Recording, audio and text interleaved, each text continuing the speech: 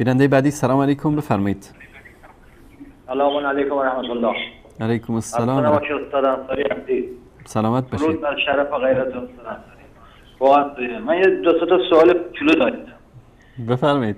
یکی این که چرا درباره این امامان مثلا وفات اماما رو ما مثلا امام حسن مجتبی 7 صفر هم میگن 28 صفر هم میگن، اینا رو مثلا به این چیزی نمیدونن، ولی مثلا فرض امام حسین تو قتل اگر جورابی سوراخ بود اونا میدونن. اینا رو این یکیش از مسئلهش. یکی دیگه مثلا یه روز بعضی حرفایی که اینا میگن درست میگن مثلا شما قبول نمیکنید. مثلا اینا میگن هر کی امام رضا رو زیارت کنه خیلی ثواب. خب این راست میگه، کسی امام رضا رو حالا زیارت نکرده که.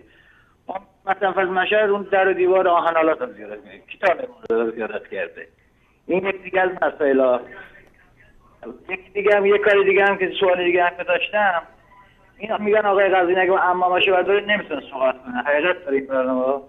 با تشکر از برنامه فوتاق انصاری عزیز شما رو مخاطب. تشکر از شما، الله سبحانه و تعالی حفظتون کنه. تشکر میکنم. من اولا یک مطلبی رو بگم در مورد وفات امامان. چرا وفات امامان انقدر اختلافات درش هست؟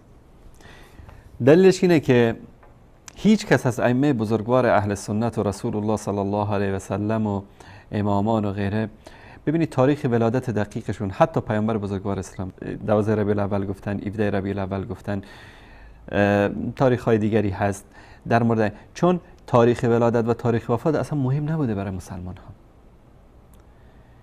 مثل این موقع نبوده که هر سال وقت تاریخ وفات یا شهادت فلانی به سر و کله خودشون بزنن. اگر این مهمی بود، حالا شهادت امام حسین چرا شکی درش نیست که مثلا در روز 10 محرم رخ داده؟ چون اولا روز عاشورا قبل شهادت سیدنا حسین ابن علی رضی الله تعالی عنهما یک روز مقدسی بود در نزد مسلمان ها. ثانیا عظمت و به اصطلاح فجایعی که رخ داد در این روز در کربلا بر علیه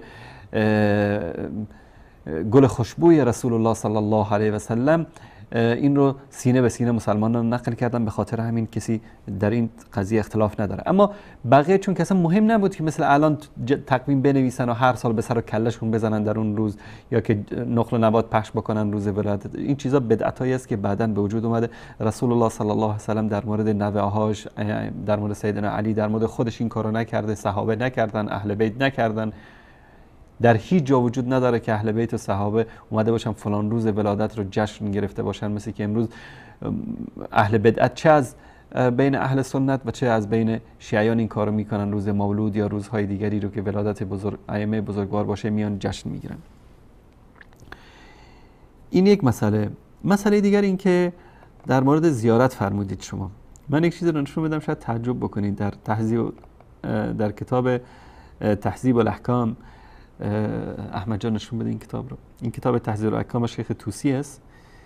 در اینجا این صفحه بعدش، در اینجا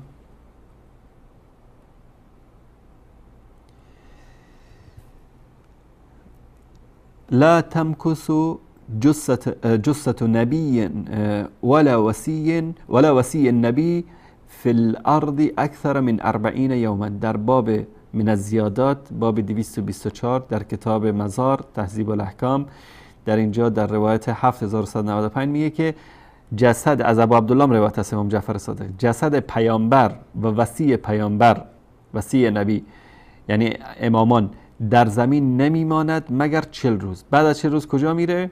میره به آسمان. روایت بعدی ما من نبی ولا وصی يبقى في الأرض بعد موته أكثر من 3 أيام حتى ترفع روحه وعزمه ولحمه إلى السماء. پیامبر یا وصی پیامبر در زمین نمیماند بعد از مرگ مگر 3 روز. بعد از این 3 روز روحش، استخوانش و گوشتش به آسمان برده میشه. روایت بعدی در همین باب 7197، اینم از امام بزرگوار روایت میکنن که امیر مومنین به حسن و حسین گفتن که بعد از این که چیز شد، ایشون رو در قبر گذاشتین، گفتن که تیکه ای از به اصطلاح مثلا اون گل و خاکی که در بالای سرشون هست و بعد از اون میگه بگیرید که چیزی در قبر نمیمانه، یعنی جسد ائمه و پیامبران از زمین به آسمان میره، نه گوشش، نه پوستش، نه استخوانش، نه روحش، چیزی نمیمونه. تشکر میکنم. روایت بعدی هم از کتاب بهارالانوار است، دایره الخرافات شیعه. این کتاب بهارالانوار در اینجا در صفحه 318 همینجا روایت هم از سیدنا علی رضی الله عنه است که در اینجا میگه که انسانی که صالح باشه و چیز باشه و نبی و وصی و اینا چیزی در قبر نمیمانه. در اینجا هم همین مطلب رو آورده. تشکر میکنم احمد جان. روایت بعدی هم در کتاب بهارالانوارشون هست. این از بهارالانوار همینجا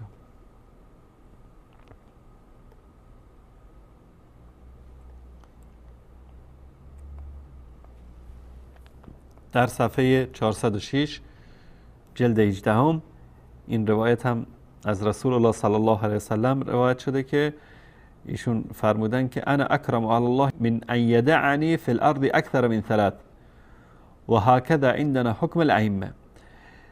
میگه که من به اصطلاح در نزد الله مکرم تر هستم از این که بیشتر از 3 روز جسد من در زمین بمونه و همین چیز در مورد ائمه صدق میکنه.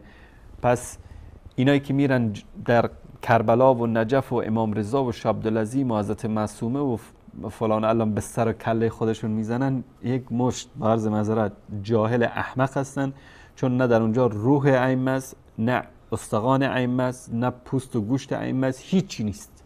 یک مشت خاک خالی است، حتی خاک ائمه هم اونجا نیست.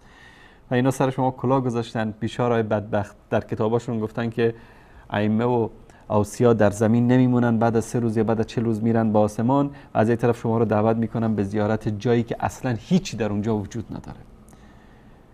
تصور بکنید همین گنبد و بارگاه و قبر بزرگی که برای امام رضا درست کردن طبق اعتقاد شیعه،